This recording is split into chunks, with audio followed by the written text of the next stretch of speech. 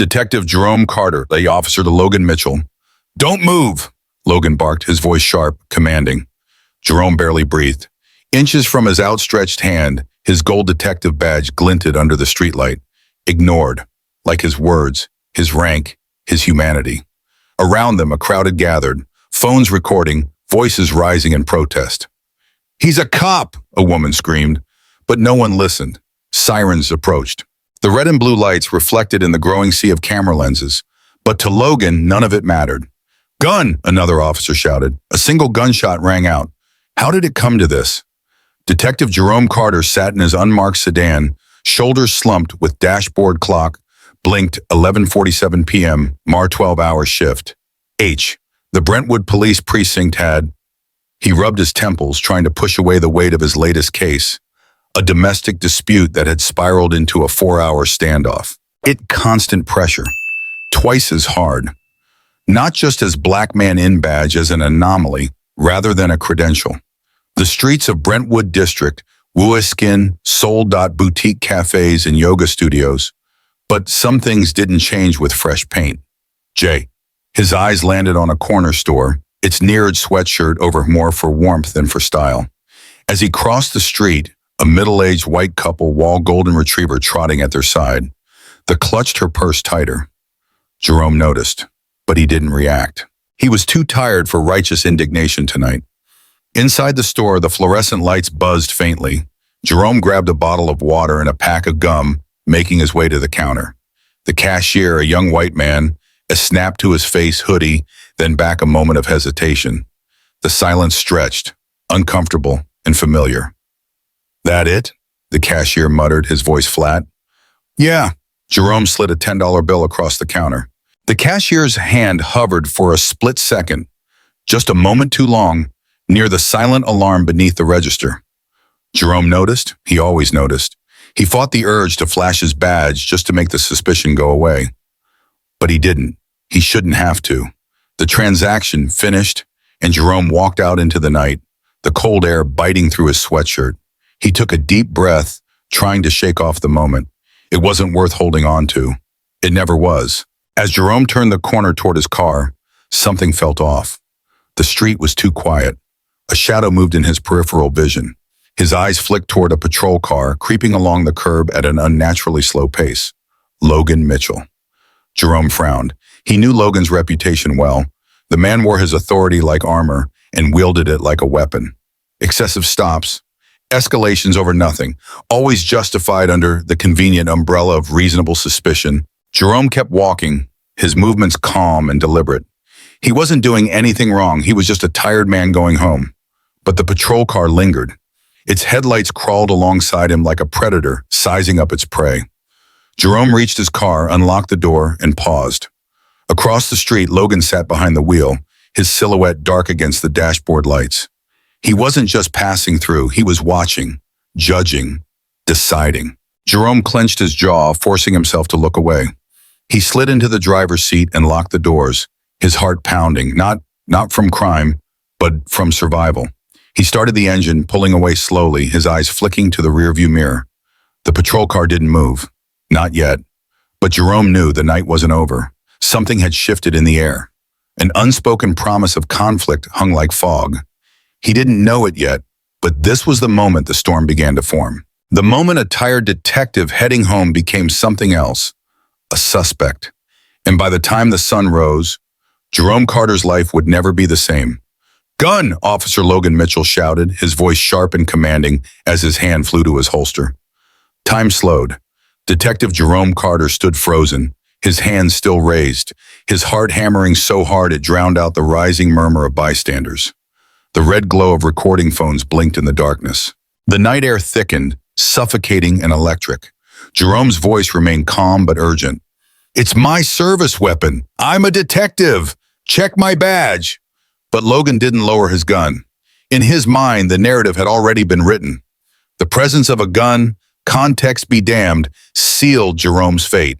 Across the street, a woman's shaky voice pierced the air. He's a cop. Look at his badge. But Logan didn't budge. Face down, now, Logan barked, the barrel of his weapon aimed dead center at Jerome's chest. Jerome's pride warred with his training. He had earned that badge, worked twice as hard for half the recognition, and in an instant, it meant nothing. He swallowed the bitter taste of injustice, then slowly, painfully, lowered himself to the ground. His badge still clutched in his left hand, the gravel bit into his palms. The world shrunk, down to the sound of his own breathing and the unmistakable click of handcuffs snapping open. Somewhere a child cried. Somewhere another black man watched, knowing this could be his fate tomorrow. "Stop resisting!" Logan growled, though Jerome hadn't moved an inch. A second patrol car screeched to a halt. Two more officers jumped out, guns drawn. Not at Logan, at Jerome. How does it always come to this? Jerome's thoughts swirled with bitter clarity.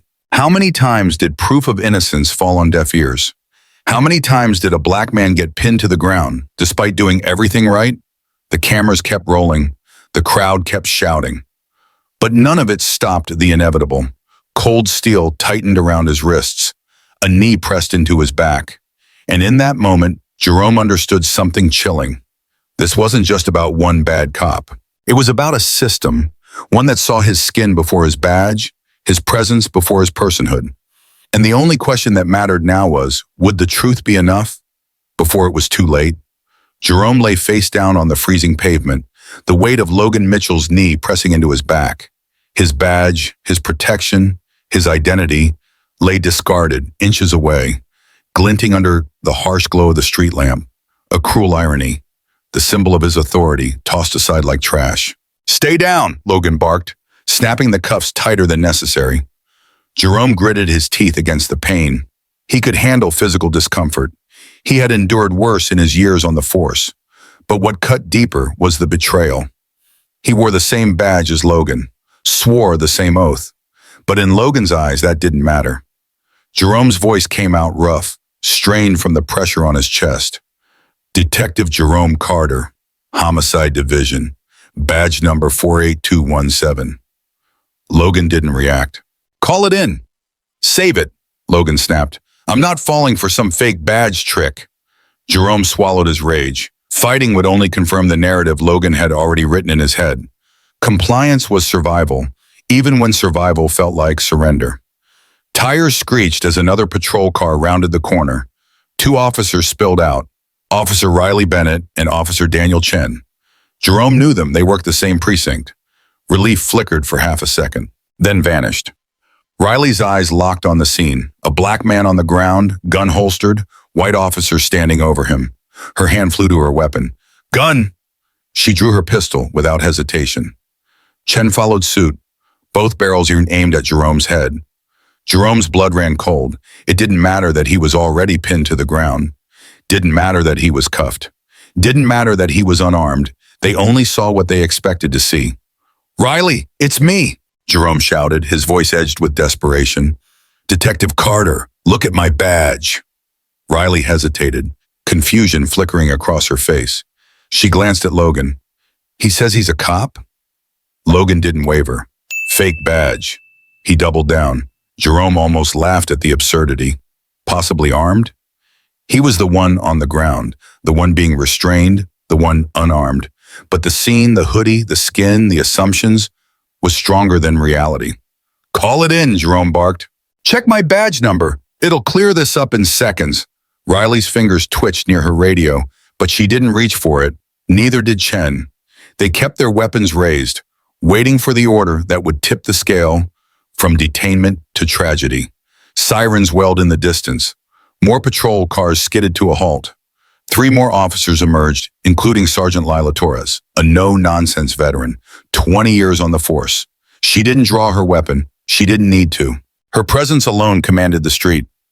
"What the hell is going on here?" Torres snapped. Logan spoke first, cutting her off.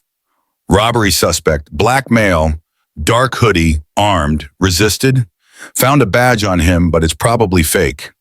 Torres's eyes narrowed. She knew Jerome. They had worked cases together, argued over strategy, shared late-night coffee during stakeouts. But now she hesitated, not because she doubted him, because she saw the political minefield ahead. "Carter, badge number?" she asked. 48217, Homicide Division. Torres turned to Logan. "Did you check his badge?" Logan stiffened. Didn't need to. Torres' jaw tightened. Riley, run the badge number. Riley hesitated, then reluctantly reached for her radio. Silence. Then the dispatcher's voice crackled through. Confirmed. Detective Jerome Carter. Active duty. Homicide division. No warrants. No alerts. The crowd erupted. Torres's voice turned ice cold. Uncuff him, now. Logan didn't move. His hand hovered near his holster. He wasn't just losing control, he was losing face. Detective Jerome Carter stood, his wrists throbbing from the too tight handcuffs, his body still bracing for an attack that, this time, hadn't come. The flashing lights from patrol cars painted the street in frantic bursts of red and blue, but the worst was supposedly over. At least, that's what everyone wanted to believe. Sergeant Lila Torres, her face taut with controlled fury, motioned for the officers to lower their weapons. Officer Riley Bennett hesitated, her eyes darting between Jerome and Logan Mitchell, but after a tense moment, she holstered her gun. The tension in the air didn't dissipate, it only thickened, coiling like a snake waiting to strike again. Torres turned to Jerome, her voice clipped and formal. Detective Carter, you are free to go. Jerome almost laughed. Free? The word tasted bitter. He didn't feel free, he felt exposed, humiliated, betrayed. He flexed his hands, circulation returning painfully as he glanced at the red grooves around his wrists, skin rubbed raw from the cuffs. His badge, once a symbol of protection and service, now felt like dead weight in his pocket. Jerome locked eyes with Logan. The man stood stiffly by his patrol car, his jaw clenched so tightly it looked like his teeth might crack. Logan didn't apologize. He didn't even speak. He just stared. Hatred simmering beneath the surface, barely contained by the presence of the cameras still rolling across the street. The crowd hadn't dispersed. If anything, it had grown. People stood on stoops, leaned out of windows, gathered on sidewalks. Their faces were a mosaic of anger, relief, and disbelief. A voice shouted from the crowd, "That's what happens when you're black, even with a badge." Jerome's fists curled. He wanted to yell, to demand accountability, to lash out, but years of training, both as a detective and as a black man navigating a world that saw him as a threat first, a person second, kept his rage contained. He inhaled slowly, controlling the fire in his chest. Torres's tone turned sharp and businesslike as she turned to her officers. Write this up. Full incident, report, body cam footage, witness statements. But Logan didn't move. He just glared at Jerome, eyes burning with the humiliation of being proven wrong. To men like Logan, being right mattered more than being just. Jerome's voice was tight with restrained fury. Don't bother, Sergeant. We both know how this ends. Torres didn't argue. She couldn't. The system wasn't built to hold men like Logan accountable. It was built to protect them, to bury incidents like this under paperwork and procedural jargon until the outrage faded and life moved on. Except life never really moved on for people like Jerome. The scars stayed. Torres sighed, her voice quiet. Get home safe, detective. It almost sounded like an apology. Jerome didn't respond. He just turned and walked toward his car, shoulders tight with the weight of injustice. The crowd parted for him, murmuring words of support, but their faces were tired, resigned. They had seen this play out before. They would see it again. Jerome slid into the driver's seat, his hands trembling against the steering wheel. The adrenaline that had kept him steady was crashing. He took deep breaths, forcing calm where there was none. His phone buzzed on the passenger seat, notifications flooding in as the video of his wrongful detainment spread like wildfire across social media. He ignored them. He just wanted to go home, to pretend for a few hours that the badge still meant something. That justice wasn't just a word weaponized by those in power, but fate had other plans. Back at the precinct, Logan Mitchell stood outside his patrol car, watching Jerome drive away. His face twisted into something ugly, part wounded pride, part simmering hate. He pulled out his phone, thumb hovering over the screen before he typed a message. I'm not done with him. Across town, Jerome finally parked in front of his townhouse. The porch light flickered, another thing on the long list of repairs he hadn't gotten around to. He sat in his car for a moment, head resting against the seat. Exhaustion sank into his bones. He had faced plenty of racism before. Covert glances, patronizing comments. The ever-present doubt from colleagues who pretended his promotions were about quotas rather than merit. But this was different. This was violent, raw, and public. When he stepped inside, his wife Maya was waiting. Her eyes were wide with worry. "I saw the video," she whispered, her voice shaking. "Are you okay?" Jerome forced a smile, though it didn't reach his eyes. "Yeah, just another day in the life, right?" Maya didn't smile back. She stepped closer, her fingers brushing the red marks on his wrists. "This isn't normal, Jerome. It's not just another day. It's wrong. They could have killed you." Jerome kissed her forehead, silent, because she was right. They both knew it. Then his phone buzzed again. This time it wasn't social media. It was a text message, an anonymous number. "Back off, detective. Next time you won't walk away." Jerome's breath caught. The chill that had settled after the confrontation flared into something colder, sharper. This wasn't over. Logan or someone else in his circle wasn't content with humiliation. They wanted revenge. He showed Maya the message. Her face paled. "Jerome, you need to report this." His voice was bitter, sharp. "To who? The same department that just threw me to the ground? The same system that'll call this a prank and ignore it until someone gets hurt?" Maya swallowed hard, tears welling in her eyes. "So what do we do? Just wait for them to come knocking?" Jerome didn't answer. He stared at the screen, jaw tightening. This wasn't just about him anymore. It never had been. It was about every black man stopped for matching a description. Every badge-wearing officer of color forced to prove they belonged. Every family who got a knock on the door instead of a phone call home. He stood, shoulders squaring. "We don't wait." His voice was quiet but firm. "We fight." But how do you fight a system designed to protect itself? How do you stand tall when the very foundation beneath your feet is cracked and crumbling? Detective Jerome Carter sat at the edge of his bed, phone in hand, the glow of the screen casting eerie shadows across the dark room. The weight of last night's events still clung to him like a second skin. His body ached from exhaustion, but he hadn't been able to sleep. Every creak of the house, every shadow under the street lamp felt like a threat waiting to strike. He reached for his phone, blinking at the endless flood of notifications. Missed calls, texts, emails, social media alerts. It was like a dam burst, and he was drowning in it. #Justice for Jerome was trending. The video of his arrest had gone viral overnight, spreading across platforms faster than wildfire. Clips from multiple angles showed the same damning reality. A black detective face down on the pavement, his badge ignored, a gun pointed at his head by a fellow officer. The crowd shouts, the panic in Jerome's voice as he tried to de-escalate, and Logan Mitchell's cold, unwavering dismissal of it all, unfiltered, undeniable. News headlines screamed from every corner of the internet. Black detective mistaken for suspect by fellow officer. Sparks national outrage. How did this happen? Badge doesn't protect blackness. Viral arrest raises questions about policing bias. Jerome exhaled slowly, dread pooling in his stomach. He hadn't wanted this. He just wanted to go home, eat dinner with Maya, and forget the humiliation. But the world had other plans. Maya walked into the room, her own phone in hand, worry etched into every line of her face.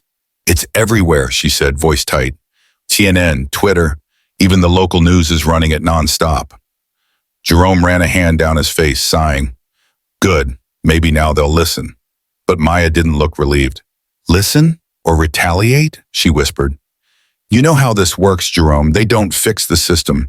They protect it, and you just expose them." As if on cue, his phone buzzed again. This time, it wasn't another news alert. It was a text from an unknown number. "Hope the views were worth it. Watch your back, detective." Jerome's grip tightened around the phone. The threats had started last night. At first, he'd ignored them, chalking them up to internet trolls. But now, in the harsh light of day, they felt real. By the time Jerome arrived for his shift, the mood inside the precinct was electric with tension. Conversations hushed as he passed. Eyes flicked toward him like he was radioactive. He wasn't surprised. He'd made the department look bad, not by choice, but by existing in the wrong skin while wearing the right badge. At his desk, Detective Carla Ramirez, one of the few allies he trusted, leaned in, voice low. "Brass is pissed. Not just Mitchell, everyone up the chain. The captain called a meeting. Damage control. Jerome's jaw clenched. Damage control for who? Me or the department? Carla gave him a look that said everything. It was never about protecting the individual. It was about protecting the image. The meeting was worse than he expected. Captain Richard Reynolds stood at the front of the room, arms crossed, flanked by two department PR officers. The slideshow behind them didn't show Mitchell holding a gun on Jerome. It showed grainy, zoomed-in stills, Jerome's hoodie, the moment he reached for his badge. The gun under his jacket barely visible. Context, stripped away. Narrative, reshaped. Reynolds' voice was cold, detached. We're facing backlash, but the department stands by Officer Mitchell's decision to prioritize safety in an uncertain situation. This is about protocol, not prejudice. Jerome couldn't stay quiet. Protocol? His voice was sharp, cutting through the air. He ignored my badge, ignored my words. He escalated because of what he thought he saw, not what was real. Reynolds' gaze sharpened. Detective Carter, this isn't the time to grandstand. Jerome laughed bitterly. It's not grandstanding if it's the truth. If a badge doesn't protect me, what does? The room fell silent because there was no answer, just silence, and the unspoken reality hanging heavy in the air. The department's official statement dropped an hour later. It was everything Jerome had expected. The Mason Heights Police Department is committed to ensuring the safety of all citizens and officers. In fast-moving situations, decisions are made based on available information. We regret any misunderstanding and are reviewing protocols to prevent similar incidents in the future. Jerome muttered, reading the carefully worded statement on his phone. Not apologize, not hold accountable, just regret. But the public wasn't buying it. Comments flooded social media. How do you misunderstand a badge and a man saying he's a detective? If Jerome Carter wasn't a cop, he'd be another hashtag right now. The system protects its own unless you're black. Then it eats you alive. That night, things got uglier. His home address was leaked online. Jerome found out when Maya, pale and shaking, shoved her phone into his hands. Look, they posted our address, our home, Jerome. The website was one of those dark corners of the internet, frequented by extremists hiding behind anonymity. Next to their address was a thread filled with hate. Fake cop trying to play victim. Time to teach him a lesson. Hope he enjoys his 15 minutes. It's the last piece he'll get. Carter thinks the badge makes him untouchable. He's about to find out otherwise. Jerome's blood ran cold. This wasn't just about reputation anymore. It was about survival. He called it in, expecting the department to respond with urgency. They didn't. Can't trace the IPs, the desk sergeant muttered. Probably just internet tough guys, nothing actionable. Jerome's voice rose. My wife and I are getting death threats. Our home address is circulating, and you're telling me to ignore it? The sergeant shrugged, among. It's not the first time someone in the department got heat online. It'll blow over. Jerome stared at him. Disbelief morphed into fury. He wasn't just fighting Logan Mitchell anymore. He was fighting a system determined to protect itself, even if it meant sacrificing one of its own. Detective Jerome Carter sat in the cold, dimly lit holding cell, the burner phone that Carla Ramirez had slipped him earlier, resting heavily in his hand. The irony wasn't lost on him. A decorated detective, now locked up by his own department, framed with evidence so flimsy it would be laughable if it weren't so deadly serious. His badge was gone. His weapon was gone. But the truth, that was still his. And now, thanks to Carla, he had a way to make sure the world saw it. He unlocked the phone and immediately opened the camera app. His face, weary but resolute, stared back at him. The fluorescent lights overhead cast harsh shadows, making the bruises from Morrison's earlier detainment stand out even more. Good. Let them see everything. He hit record. My name is Detective Jerome Carter, he began, his voice steady despite the fury simmering beneath the surface. If you're seeing this, it means the system I served for over a decade is trying to silence me. He took a slow breath, steadying himself. I was framed for a robbery I didn't commit. My fingerprints were planted. The officer responsible? Logan Mitchell, the same man who held a gun to my head days ago, ignoring my badge and my identity.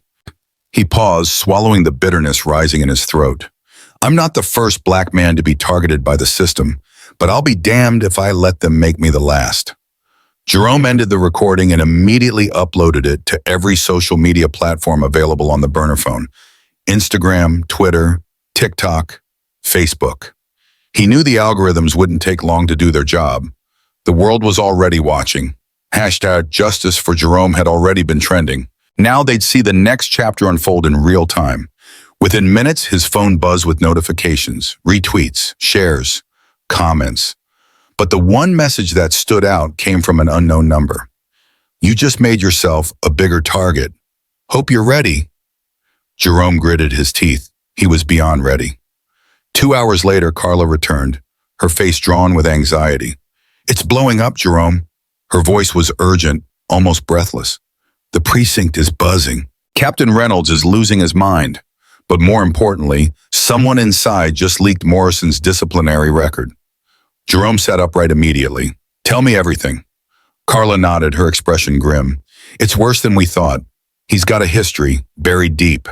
She pulled out her phone, scrolling through a series of internal memos and reports. Excessive force, racial profiling, even a wrongful death settlement. The department paid it out quietly, buried it under the radar. Jerome felt his jaw tighten. "And they still let him patrol? Still let him wear a badge?" Carla nodded. "Because he was useful. He did the dirty work they didn't want tied back to them." Her eyes narrowed. "But now he's a liability. And when the department sees someone as a liability, they cut him loose." Jerome exhaled sharply, mind racing. Or, he thought bitterly, they find a scapegoat. His gaze drifted to the cell walls around him. "Looks like I'm the preferred option." Carla glanced over her shoulder, voice low. "I convinced Torres to stall the paperwork on your formal charges. She doesn't want to be part of this mess, but she won't stick her neck out unless there's undeniable proof." She met his eyes. "We need something bigger. Something that doesn't just clear you, but exposes the whole damn cover-up." Jerome's mind raced. Then it hit him. The body cam footage. Mitchell's body cam had been on during the initial stop. The footage that should have confirmed Jerome's identity the moment he showed his badge. But it had conveniently gone missing from the evidence log. Jerome's eyes darkened. Body cam. Carla blinked. "What?" "Mitchell's footage from the night he detained me," Jerome said, his voice sharp. "It didn't disappear. It was buried." Carla's eyes widened with realization. "If we can get that, it won't just clear you. It'll burn their whole house of lies to the ground." She hesitated. "The footage will be stored in the secure evidence archive. Only command-level access can pull it without raising alarms." Jerome's lips curled into a humorless smile. "Good thing we know people with command-level access." An hour later, Carla and Torres stood in a dimly lit office, faces tense as they stared at a computer screen filled with restricted evidence logs. Torres exhaled sharply. "We pull this file, and it sends an automatic alert to the captain. We'll have minutes before someone notices." Carla glanced at Jerome. "Are you sure about this?" Jerome nodded. "I don't have a choice." Torres, jaw clenched, entered her command-level clearance. The screen blinked twice. Then, access granted. The file list populated instantly. There it was. Body cam footage. Officer Logan Mitchell. Incident 317. Carla's fingers flew over the keyboard. She inserted a USB drive, downloading the footage. Seconds felt like hours. Then, transfer complete. She yanked the USB out, handed it to Jerome. "Go." Jerome didn't hesitate. They were out of time. By the time Jerome got outside, his heart was pounding like a war drum. He rushed to his car, plugged the USB into his laptop, and clicked play. There it was. Raw, unedited, undeniable. Mitchell, gun raised. Jerome, badge visible, hands up. The moment he said, "I'm a detective." The moment Mitchell ignored it. The moment he escalated instead of standing down. Jerome stared at the screen. This footage. This was it. Proof of the cover-up. Proof that this wasn't just about one bad cop. This was about a system protecting itself at all costs. His hands shook, but he didn't hesitate. He uploaded the footage, attaching it to his viral thread. Then he hit send. Within minutes, his phone exploded with notifications. Social media erupted. News outlets picked up the footage. The public outrage turned into something more dangerous. Demands. Investigations. National scrutiny. Jerome sat back, exhaling sharply. For the first time in days, he felt like he wasn't the one on the run. For once, the system was. But he knew one thing for certain. This wasn't over. It was just the beginning. Marcus Carter stood in the middle of his living room, his breath steady despite the chaos unfolding around him. The shattered window, the brick lying on the carpet with its chilling message. Last warning, back off or bleed. This wasn't just a threat. It was a promise. Logan Mitchell wasn't done, and this wouldn't end until one of them was gone. Marcus turned to his wife, his voice calm despite the storm raging inside him. Take Carla's spare key, lock the doors, and don't open for anyone but me. Maya's eyes widened in alarm. Marcus, you can't face him alone. Marcus held her gaze. I won't, but that was a lie. Marcus grabbed his burner phone, dialed Carla again. Voicemail, then Torres. Same result, damn it. He looked out the broken window. Mitchell wasn't running anymore. He was hunting, and Marcus refused to be prey. He grabbed his backup Glock from the safe, the one he never registered with the department, tucked it into his waistband, and grabbed his keys. Maya was near tears, but she knew better than to argue. Be careful. Marcus cupped her face, pressing a quick kiss to her forehead. I'll end this. Then I'll come home. Then he was gone. Marcus knew Mitchell was watching him, so he gave him exactly what he wanted. He drove to the only place Mitchell would follow him without hesitation, an abandoned lot on the outskirts of town, a place where no one would interfere, the kind of place where dirty cops handled problems in the dark. Marcus stepped out of his car, rolling his shoulders. The cold wind bit at his skin, but he barely felt it. He wasn't afraid, not anymore. The black sedan pulled up at the edge of the lot, its headlights cutting through the dark. Then the engine died. For a long moment, nothing happened. Then the driver's door opened. Logan Mitchell stepped out, a pistol in his hand, his face twisted with rage, but underneath it was something else. Desperation. You should have stayed down, Carter. Marcus stared him down, unwavering. You should have done your damn job, Mitchell. Mitchell scoffed, shaking his head. Look where your righteous bullshit got you. The department tossed you aside like trash, just like I said they would. Marcus folded his arms. The difference is I can live with myself. Can you? Mitchell's jaw ticked. Shut the hell up. He lifted the gun. Marcus didn't move, didn't flinch. He wasn't giving Mitchell the satisfaction. What's your plan? He asked, his voice calm and steady. You gonna shoot me? In an open lot? With the whole damn city watching this case? Mitchell's grip tightened on the gun, but Marcus saw it now, hesitation. He wanted to pull the trigger, but he was afraid. Marcus smirked. You didn't think this through, did you? Mitchell's nostrils flared. I should have put you in the ground when I had the chance. Marcus tilted his head. Then do it. End it. A muscle in Mitchell's jaw twitched. Then, sirens. Red and blue flashed in the distance, getting closer. Marcus grinned. Oops. Mitchell's face contorted in shock. Then rage. Before Mitchell could react, police cars flooded the lot, skidding to a halt in a semicircle around them. Doors slammed open. Guns raised in. Drop the weapon! Hands in the air! Sergeant Torres stepped out, her expression deadly serious. Behind her, Carla stood, arms crossed, watching with cold satisfaction. Marcus smirked.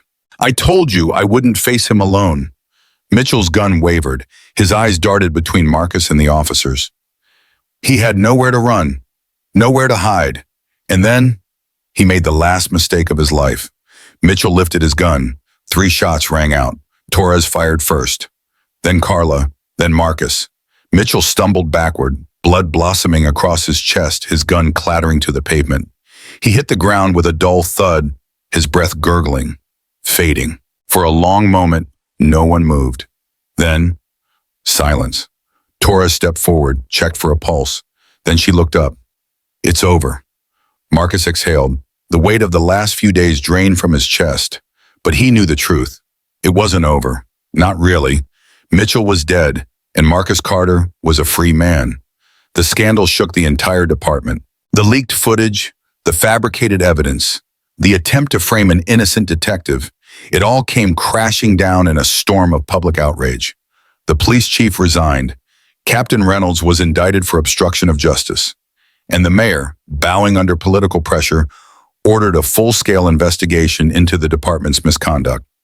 Marcus stood before the cameras, facing the press outside City Hall. "The system isn't broken," he said, voice firm and unshaken. "It's working exactly how it was designed. And that's the problem." Flashes went off. Reporters shouted over each other. "What's next for you, Detective Carter?" Marcus let the silence stretch. Then finally he spoke. "I'm not a detective anymore." He paused, then looked straight into the cameras. "But I'm not done fighting." The house that once felt like a sanctuary now stood as a reminder of everything they had lost. Marcus Carter watched Maya sitting in the car, her fingers gripping the steering wheel too tightly, her eyes staring at the dashboard without seeing it. She hadn't spoken since the press conference, since the world heard the truth, since their lives were permanently changed. Marcus exhaled, the weight of the past few days crushing down on his chest like a boulder. Captain Logan Mitchell was dead. Captain Reynolds was suspended. The entire Mason Heights Police Department was under federal investigation. And yet, Marcus knew this wasn't over. It would never be over. Not as long as the system had more men like Mitchell and Reynolds waiting in the shadows. He opened the car door and slid into the passenger seat. Maya didn't look at him. For a long moment, there was just silence, the kind that felt too heavy to break. Then finally she whispered, "Was it worth it?" Marcus didn't answer immediately. He knew what she was really asking. Was exposing the truth worth losing everything? Their home was no longer safe. Their names were plastered across every news outlet. The threats hadn't stopped. If anything, they'd only grown more vicious. Online, on their phones, in dark corners where cowards hid behind anonymity. They'd lost their peace, their privacy, maybe even their future. Marcus leaned his head against the seat, staring at the cracked windshield. He thought about the boys who would come after him, the young black officers who would wear the badge, believing it could protect them until the system turned on them too. He thought about the families still waiting for justice, about the ones who never got to tell their stories, the ones who weren't lucky enough to survive. Then he turned to Maya, eyes dark with conviction. Yes. She let out a soft, shaky breath, finally looking at him. And though her face was etched with exhaustion, she reached over, grabbing his hand. No more words were spoken. There was nothing left to say. Across town, the fallout continued to spread like wildfire. Captain Reynolds had lawyered up, releasing a carefully worded statement about how he had always served with honor and how he was being targeted by a radical smear campaign. But the public wasn't buying it, not this time. Protesters surrounded City Hall, demanding full accountability, not just a few token resignations. News channels dissected every part of Marcus's exposé, uncovering years of corruption that stretched even beyond the Mason Heights precinct. By midnight, 2 more high-ranking officers had been placed on indefinite leave, and the Department of Justice announced an official civil rights probe. The system was unraveling. For the first time in a long time, Marcus felt like the truth actually mattered. But he knew better than to celebrate. Corruption didn't disappear. It just went underground. And men like Reynolds didn't go down without a fight. It was past 2 a.m. when Marcus and Maya finally checked into a hotel under an alias. Neither of them could go home now. Not yet. Not ever, maybe. Marcus stepped out onto the hotel balcony, gripping his burner phone tightly. Carla had texted him an hour ago. "They're running, but this isn't over. Watch your back." Torres had sent something similar. "Reynolds is still pulling strings. Don't let your guard down." Marcus ran a hand over his face, exhaustion pressing into his bones. Just as he was about to head inside, his phone buzzed again. Unknown number. He almost ignored it, but then he read the message. "You won this round, but the house always wins." His stomach clenched. He turned, looking out at the empty street below. For the first time all night, the hair on the back of his neck stood on end. Someone was still watching him, still waiting. Marcus inhaled slowly. This wasn't just revenge anymore. It was a warning, and he knew exactly what it meant. They weren't done with him yet, not even close. 1 year later, the sun dipped low over Mason Heights, casting long. The neighborhood had transformed in ways no one had thought possible. A year ago, the Mason Heights Police Department won new command, with federal oversight and civilian review boards keeping it in check. No longer a P. Marcus Reed stood across the street, hands in his pockets, staring up at the massive mural that had become the symbol of everything they had fought for. On the side of a once-abandoned building, A towering painting depicted a man in a plain hoodie and jeans, holding up a badge, not as a symbol of unchecked power, but as a reminder that justice required vigilance. Beneath it, in bold black and gold letters, were the words, "Justice is watching." Marcus exhaled slowly, his breath steady, but his mind unsettled. He had never asked to become the face of a movement. He never wanted to be a symbol. He had simply refused to stay silent. The past year had been a war, not just against corrupt officers like Morrison and Reynolds, but against an entire system designed to protect its own at all costs. Morrison's death had been ruled a justifiable use of force, but everyone knew the truth. He hadn't gone down fighting for justice. He had gone down trying to silence it. But even in death, his actions had left scars. The fight hadn't ended that night, it had only evolved. Marcus had spent months locked in endless battles, depositions, lawsuits, testimony before city officials, even death threats from those who still refused to accept that the system needed change. He had been offered promotions, attempts by the department to pacify him with a shiny new title. He refused them all. He didn't want to climb the ranks of a broken system. He wanted to dismantle the foundation that allowed men like Morrison to thrive in the first place. Behind him, the glass doors of the Mason Heights Community Justice Center reflected the late afternoon light. A year ago, this building had been a precinct where officers covered for each other, where internal complaints were ignored, where truth was rewritten to fit whatever narrative protected those in power. Now it served a different purpose: civilian oversight, independent investigations, police accountability. It wasn't perfect, and it sure as hell wasn't enough, but it was a start. "Are you just going to stand there all day, or are you finally coming in?" Marcus turned at the familiar voice.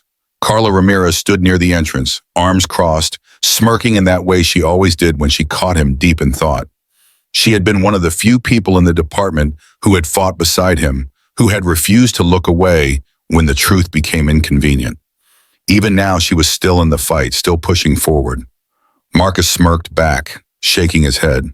"Just taking it all in." Carla rolled her eyes. "You do know the work isn't done, right?" He glanced back at the mural, his fingers brushing against the badge clipped to his belt. She was right. One corrupt officer's downfall didn't mean the system had changed. There would always be another Reynolds, another Morrison, and there were still too many names without justice. Marcus had spent the last year uncovering more than he ever imagined. The paper trails Reynolds had buried, the wrongful convictions Morrison had helped manufacture, the cases quietly dismissed because no one wanted to hold officers accountable. Some of those cases were decades old, and some of those victims hadn't survived long enough to see the truth exposed. That was the real weight he carried, the knowledge that for every name they cleared, there were still more buried under the surface, waiting to be uncovered. "We're meeting with the task force in 10 minutes, Carla reminded him, breaking through his thoughts. "Torres has some new files for us to go through, more cases that need to be reopened." Marcus nodded, but his mind was already racing ahead. A year ago, he had been a detective in a system that barely tolerated his presence. Now he was leading the very investigation that could finally start holding the department accountable. They weren't just looking at Morrison or Reynolds anymore. They were looking at every case tied to corrupt officers, at every complaint ignored, at every family that had been denied justice. This wasn't about a single corrupt cop. It was about dismantling a system that had been designed to let corruption thrive. But Marcus knew how these things worked. The system didn't just give up. It adapted. It protected itself. They had removed a few bad officers, sure, but that didn't mean the people in power were done playing defense. The department had already tried to spin the story, painting Morrison as a rogue actor, an isolated case. They wanted the public to believe that the corruption started and ended with him. But Marcus knew better. The Mason Heights Police Department was still standing. It had taken a hit, but it had survived, and survival meant it was already preparing for the next fight. Carla nudged his arm, pulling him from his thoughts. "You good?" Marcus exhaled. "Yeah. You sure?" He glanced back at the mural one last time. The words beneath it weren't just a reminder. They were a warning. Justice is watching. If the department thought it could go back to business as usual, it was in for a rude awakening. Marcus wasn't just watching. He was waiting.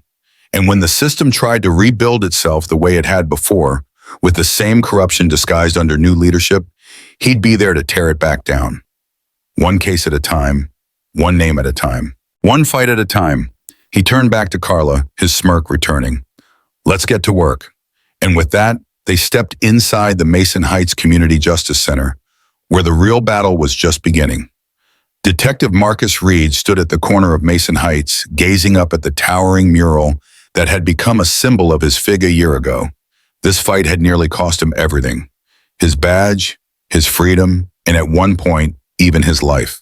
Now he was no longer a hunted man, but a symbol of accountability. Detective Reed?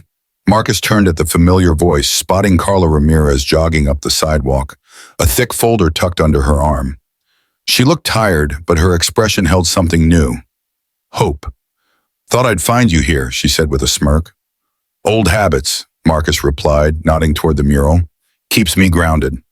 Grounded? Carla scoffed. You're practically a local legend. Kids dressed up as you for career day last week. Marcus chuckled, shaking his head. They should aim higher. Carla smirked and handed him the folder. Final report from the task force audit. Marcus flipped it open, his eyes scanning names he once called colleagues, officers who had sworn the same oath but used their power to silence, frame, and destroy lives. Now, every one of them had been fired, indicted, or both. Even the internal affairs guys who looked the other way, Carla added. Marcus exhaled slowly, flipping the folder shut. Good, one less crack for someone to slip through. They stood in silence for a moment, the weight of everything they'd fought for pressing down on them. The battle wasn't over, but for the first time, progress felt real. Heading to the community center? Carla asked, nodding down the block. Marcus nodded. Yeah, the kids are expecting me. The Mason Heights Community Justice Center had become Marcus's second home, a place where justice wasn't just an abstract idea, but something real, something worth fighting for. Inside, the walls were lined with posters about civil rights, leadership, and empowerment. A group of teenagers huddled around laptops working on a project titled Know Your Rights. As Marcus walked in, a boy, no older than 12, looked up, his eyes widening. Detective Reed, you're back. Oh, Marcus grinned, setting his folder down. Promised I'd help you finish that mock trial, didn't I? The boy nodded eagerly, then hesitated. Can I ask you something? Shoot. The boy furrowed his brow. Why'd you go back? After everything they did to you, after they tried to ruin your life, why not just leave? Marcus knelt to meet the boy's gaze. He had asked himself that same question countless times. But now the answer was clear. Because leaving wouldn't change anything, he said, his voice steady. Yeah, the system is broken. But if people like us walk away, it stays broken. We don't fix it by abandoning the fight. We fix it by staying, pushing, and holding the line. So the next time someone like me gets stopped for fitting a description, they walk away safe, free. The boy nodded slowly, absorbing the words like scripture. Behind him, Maya entered the room, arms crossed, watching Marcus with quiet pride. She had stood by him through every threat, every sleepless night, every moment of doubt. And now they were building something better, together. Later that evening, Marcus and Maya walked outside, the city humming with life. The street had changed. Officers now walked their beats with body cams that actually worked, monitored by third-party oversight.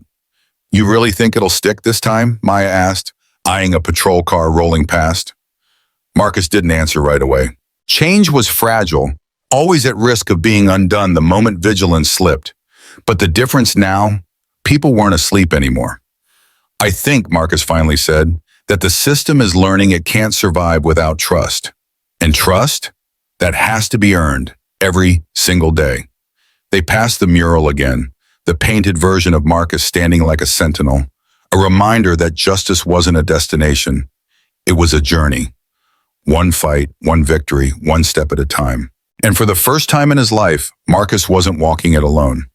The story of Detective Marcus Reed is not just a tale of one man's survival, but a powerful indictment of systemic corruption and racial bias in law enforcement. It teaches us that injustice is not always about the obvious crimes, but often about the silent, insidious ways power is abused and truth is buried. Marcus's experience, being falsely accused, betrayed by his own department, and nearly killed by a system meant to serve and protect, reveals a harsh reality. The justice system does not always operate on truth, but on perception. And for too long, that perception has been shaped by prejudice rather than facts. One of the most profound lessons from Marcus's journey is that silence is complicity. If the viral video of his wrongful arrest had never surfaced, if the community had not rallied behind him, if people had simply accepted the department's version of events, Marcus would have been just another statistic, another black man wrongfully accused, another officer of color erased from the force for daring to challenge the status quo. This proves that change does not come from within corrupt institutions. It comes from the pressure of those who refuse to look away. The people who filmed, the journalists who investigated, and the citizens who protested played as much of a role in exposing the truth as Marcus himself. It takes a collective effort to dismantle a broken system. Another key takeaway is that power is not self-correcting. The Mason Heights Police Department did not investigate Morrison until they were forced to.